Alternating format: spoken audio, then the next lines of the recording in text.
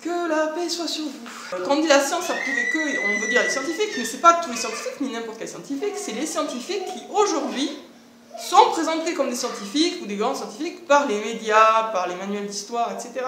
Il y a eu d'autres scientifiques qui avaient d'autres points de vue sur la question. Et de plus, donc c'est certains scientifiques bien précis qui ont été désignés comme tels par tout un système qui ne fonctionne que par l'argent. C'est-à-dire les médias, par exemple, c'est pas qui c'est qui contrôle les médias? Les gens qui ont de quoi, qui ont d'argent, beaucoup d'argent. C'est pas les grands scientifiques qui contrôlent les médias, c'est les super riches. Certains, un petit nombre de super riches. Donc, est désigné comme scientifiques de valeur des gens qui plaisent aux super riches. Donc, on est déjà assez loin finalement de la notion de vérité à l'état pur quand on prend tout ça en compte. Donc, les scientifiques ont prouvé que. Alors, prouver, c'est une notion qu'il faut creuser parce que prouver, par exemple, par rapport à cette idée que la Terre est ronde et qu'elle tourne, ben justement, le problème, c'est que ça n'a pas été prouvé. Alors là, je vous le dis, et vous allez me dire, toi, tu n'as pas prouvé le contraire non plus. Effectivement, parce qu'il y a tellement de vidéos qui le prouvent, justement, que la Terre est plate, que moi, personnellement, je ne vois pas trop l'intérêt de répéter ce qu'ils ont dit. Je le ferai dans un livre, mais pour l'instant, je ne suis pas très motivée, parce que c'est... Bon, je trouve que ça a été déjà fait, quoi. Donc moi, je suis plutôt en amont, en train d'essayer de faire bouger les têtes avant même d'aborder vraiment le sujet en profondeur. Voilà. Donc, la question des preuves, il faut aussi distinguer finalement ce qui est la preuve, la vraie preuve en elle-même, et le fait que tout le monde croit que ça a été prouvé. C'est totalement différent, bien sûr. Donc, tout le monde peut être absolument persuadé qu'une chose est vraie, sans qu'elle soit prouvée. Et c'est le cas pour la Terre. Vous entendez là, c'est derrière la porte, c'est mes gamins qui réclament et qui s'expriment.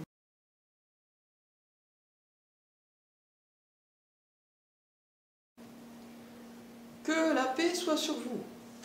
La science, la science, la science. Alors qu'est-ce que c'est que la science? J'entends beaucoup de gens qui disent la science a prouvé ceci, la science a prouvé cela, la science a prouvé que la Terre tourne autour du Soleil, par exemple. C'est une façon de parler qu'on comprend, mais qui n'est pas précise, qui n'est pas exacte, car la science n'est pas douée de parole. Et qui c'est qui s'exprime, qui c'est qui parle, sont les scientifiques. Alors vous allez me dire, peut-être, c'est la même chose. Non, c'est pas la même chose. Parce que quand on dit la science a dit ceci ou la science a dit cela, dans la mesure où science est un synonyme de connaissance, et donc connaissance de quoi? De ce qui est vrai, c'est un peu comme si on disait la vérité a dit ceci ou cela. Alors bien sûr que la vérité ne va pas se tromper, la vérité ne va pas mentir.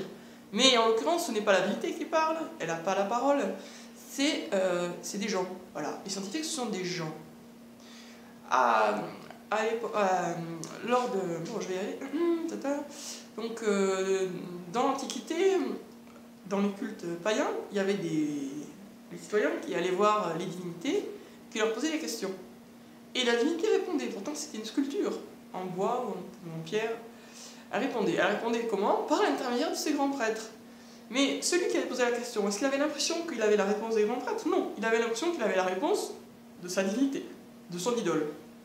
Mais là, c'est un peu le même cas de nos jours, c'est-à-dire que les gens pensent que ce n'est pas les scientifiques, c'est-à-dire des gens qui parlent, mais que c'est directement la science. Non, c'est juste les grands prêtres de la science, de cette idole qu'est la science, qui est devenue la science, qui parlent. Voilà, ce sont les grands prêtres. Les grands prêtres égale des scientifiques. Et ces scientifiques, c'est qui? Je pense que beaucoup de gens ne sont pas jamais posé la question, en fait, de savoir qui sont les scientifiques, quel profil ils ont, quelle mentalité ils ont, quelle philosophie ils ont, quelle manière de penser ils ont.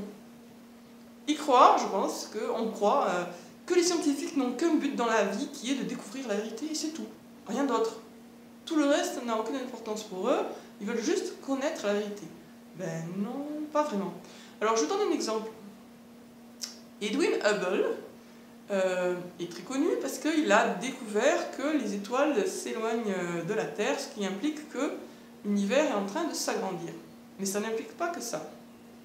En tout cas, au départ, ça n'impliquait pas que ça. Après, ils ont cherché à tourner les choses pour dissimuler cette conséquence. Ça implique aussi que la Terre est au centre de l'univers. Et ça, quand Edwin Hubble l'a compris, c'est-à-dire il a compris l'implication de sa propre découverte, quelle a été sa réaction? Ah, chouette, j'ai découvert quelque chose d'important. Non, il a eu envie de vomir. C'est lui-même qui l'a dit. Ça l'a fait vomir. Enfin, je ne sais pas si ça l'a fait littéralement vomir, mais il en a eu la nausée. Il a été très très mal. Alors pourquoi s'ils cherchent la vérité? C'est bien de trouver une vérité nouvelle. C'était une information très intéressante. Mais pourquoi ça l'a pas rendu heureux? Pourquoi ça lui a donné la nausée? Et bien tout simplement parce que lui, qui est un peu moins bête que beaucoup de gens qui s'expriment sur Internet, je parle pas de vous, je parle d'autres personnes, donc lui qui était assez intelligent, il a tout de suite compris que si la Terre est au centre de l'univers, eh bien elle n'y a pas été mise par le hasard. Voilà. Donc le fait que la Terre soit au centre de l'univers, ça apporte beaucoup de poids dans la balance qui permet de savoir si il est probable ou non qu'il y ait un Dieu créateur. Donc lui qui était fortement athée, violemment athée, comme la plupart des scientifiques qui ont aujourd'hui droit à la parole, a pas du tout apprécié sa découverte et il a cherché après à la désamorcer, c'est-à-dire il a cherché à éviter la conséquence évidente de sa propre découverte, qui était que la Terre est au centre. Ça c'est un exemple, mais il y en a plein d'autres, d'un scientifique qui cherche effectivement des informations, mais qui n'est pas prêt à certaines découvertes, il n'est pas prêt. Et même s'il les fait, les découvertes, il va essayer d'éviter. Enfin, il va essayer d'éviter la conclusion ultime. Car, parmi les scientifiques, il y en a énormément qui sont des athées, mais des athées vraiment, c'est-à-dire des athées militants, quoi. C'est pas genre, ils croient pas en Dieu, mais ils s'en foutent, ils s'en fichent. Non, c'est vraiment des gens qui sont contre toute religion, contre l'idée de Dieu. Ça les dérange profondément, ils n'aiment pas ça, ils ne veulent pas de ça. Donc, bien sûr que ça joue sur leur façon de penser, et donc leur façon de chercher, et donc sur ce qu'ils vont trouver ou pas. Ils sont pas objectifs, c'est pas comme si ça leur était égal.